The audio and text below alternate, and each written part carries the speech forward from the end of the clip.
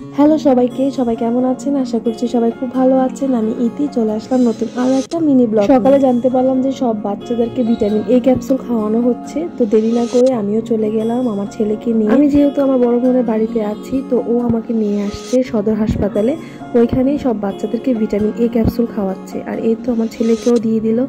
সব বাচ্চারাই একে একে করে খাচ্ছিল আর আমার ছেলে চুপচাপ করে খেয়ে নিচ্ছিল। এর আগের বার যখন ভিটামিন এ ক্যাপসুল খাওয়ানো হয়েছিল তখন তো নারায়ণগঞ্জে ছিলাম, তখন ওইখান থেকে ওকে খাওয়ানো হয়েছিল। আর এবার তো কুমিল্লায় আছি, তো কুমিল্লা থেকে খাওয়ানো হয়েছে। ভিটামিন এ ক্যাপসুল খেয়ে ভালো লেগেছে। এখন আমরা বাসার দিকে চলে যাচ্ছি, আর যাওয়ার সময় হাসপাতালে চারপাশটা একটু ঘুরে দেখছিলাম। আজকে অনেক গরম, বাইরে বেশিক্ষণ থাকতে পারিনি, খুব গরম ছিল, বাইরে অনেক রোদও ছিল। তো একটু ঘোরাঘুরি করে বাসার দিকে আমরা চলে এসেছিলাম।